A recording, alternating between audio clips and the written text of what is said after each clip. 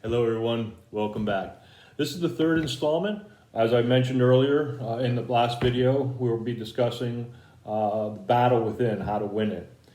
I think one key factor we always have to understand is in order to take the next step, we have to acknowledge all the good steps we've already taken. You hear the word gratitude a lot today, meditation a lot today. These words conjure up feelings of peace, quiet, identification to our true and inner selves. What needs to be done is to make sure that you celebrate your smallest successes. I want you to high five yourself on your smallest successes. These are the reasons on why you're going to have an effective plan. If you do not celebrate and take in all your positive steps, it will be very simple for you to revert back to your old habits.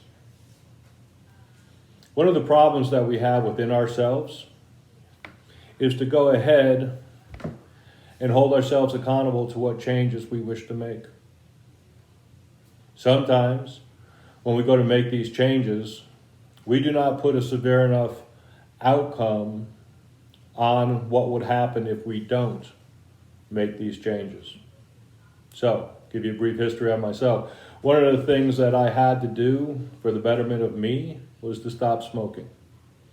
I smoked 3 packs of cigarettes about 10 years ago, and I haven't picked up a cigarette since. So how did I do it?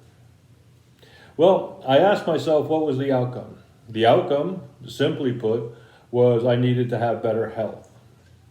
That really didn't do it for me, though, as far as creating and staying with the actual stopping of smoking.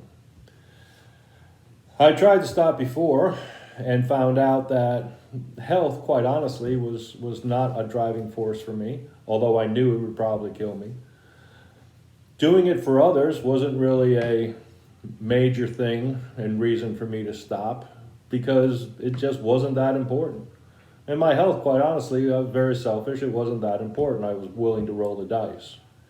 What got me to stop was when I started doing the mathematical equations on how much money I was spending yearly smoking cigarettes. And after I did all the calculations, I found out that per year I was smoking $5,726 a year in cigarettes. Well, I don't know about a lot of you, but I could not afford to lose each and every year $5,726 a year. So for me, that was urgent. For me, that was the reason to stop smoking. And I knew that every time, if I ever picked up a cigarette again, I was opening up the door to lose a minimum of $5,726. Now, you know it's the true amount, $5,726, because I know that amount and I repeat it exactly to the dollar. That was 10 years ago. So I can only imagine using today's prices how much money I'm wasting by smoking. So not only did it help me pay my bills, but more importantly, it allowed me to do something that is very, very important to me, which was to take nice vacations with my wife. And we did. We were able to use that money that literally was burning up in smoke, and we took nice vacations. So part of understanding who I was to also come to the realization that I had habits that were not lining up to my values or what to my life. It just wasn't happening. And so I needed to high five myself each and every day. So I high five myself each and every day by not having a cigarette. So as time progressed, I kept reinforcing this habit in a very positive way. Kept myself from going negative. And every time I wanted to go have a cigarette, I thought about what would I be losing? $5,726 I'd be losing. So it wasn't worth me going back to smoking. It was a habit that I was able to maintain, simply put, because it was too painful for me to go back and lose $5,726. It wasn't health. It was losing nice vacations. That was real to me.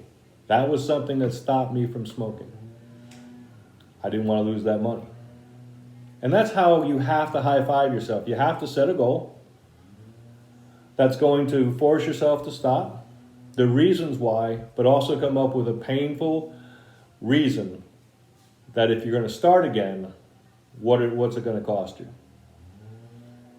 So, in today's environment, we do not high five ourselves enough. We do not congratulate ourselves enough. We don't have fantastic feelings about ourselves. So the battle within us continues and grows and becomes exceptionally hard. And all we have to do sometimes is just get up and have the intention of having a fantastic day. Maybe it's just we say thank you more often.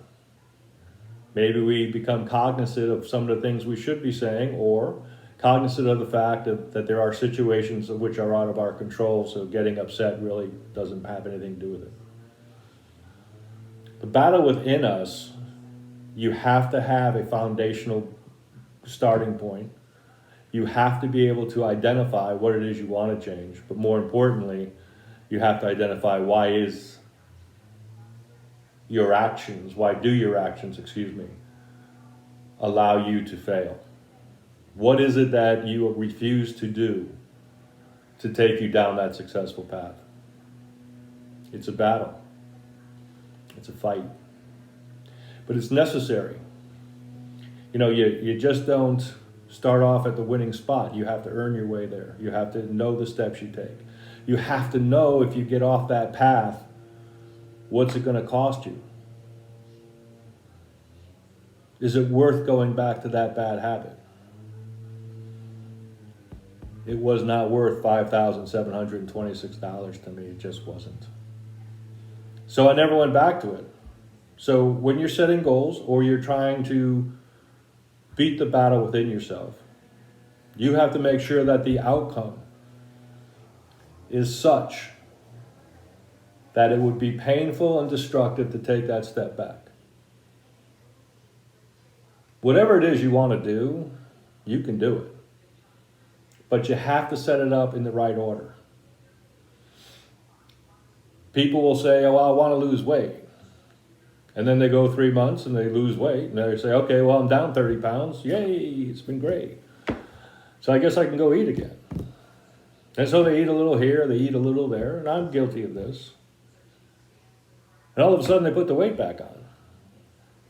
It wasn't important to stay in that habit. The outcome wasn't important. So if they went back to eat, it was no big deal. We need to make sure that whatever we decide to do from that battle within ourselves, that it will be painful for us to go back once we break that habit. It's really important. Very important. So why have I gone on and off diets? I just told you. Because once I got someplace, it was like, all right, well, I've lost the weight I wanted to lose. I can go ahead and start to cheat. Have a little bit more. All of a sudden, you know what? I put some weight back on, but I still lost all this weight. It's still a battle. But what I found out was I did not have the proper consequences at the end.